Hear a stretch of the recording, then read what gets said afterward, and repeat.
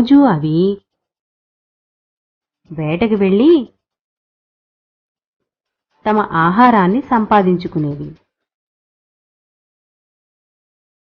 ఇలా ఉండగా ఒకనాడు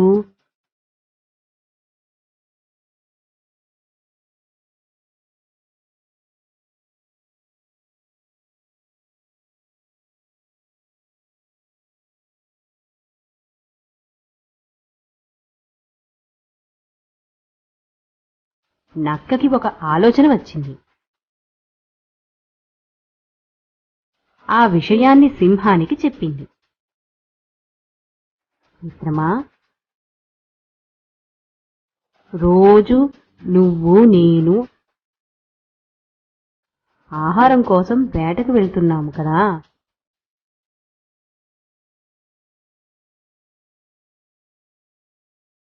అలా కాకుండా ఇక నుంచి ఇద్దరం కలిసే వేటాడదాం.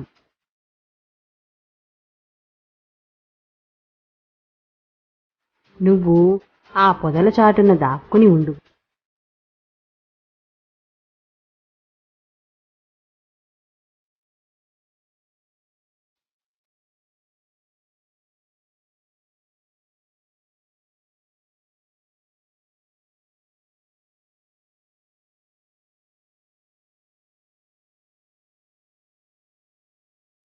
నేను ఈ దారికి అడ్డంగా పడుకుని ఉంటాను.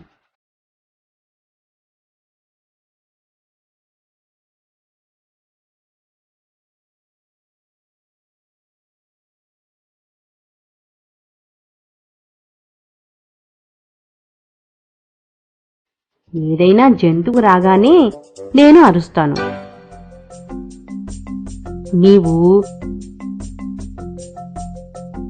వెంటనే దానిపై పడి చంపివేయి. నువ్వు తినగా మిగిలిన దానిని నేను తింటాను అని చెప్పింది.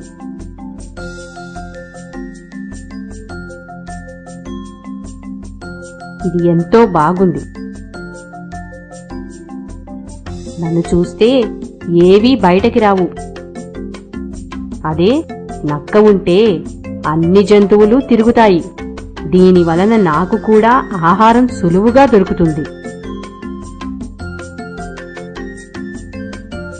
అనుకుని అలాగే చేద్దాం అని నక్కకి చెప్పింది సింహం. ఇంకేముంది, ఆ రోజు నుంచి అదుగా వచ్చిన జంతువులన్నింటినీ నక్క ద్వారా తెలుసుకుని సింహం వాటిపై పడి చంపివేస్తుండేది. ఇలా చంపగా దొరికిన ఆహారాన్ని ముందుగా సింహం తినగా మిగిలినది నక్క తింటుండేది.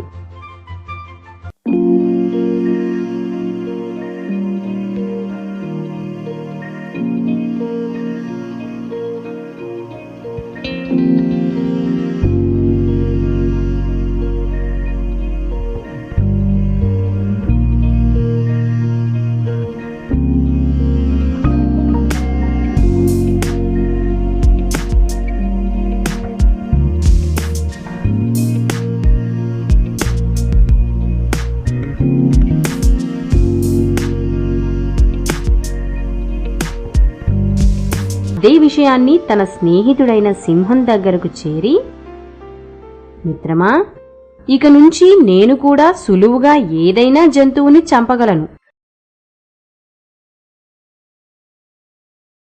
నువ్వు ఇక విశ్రాంతి తీసుకో. ఆ పొదల చాటున దాక్కొని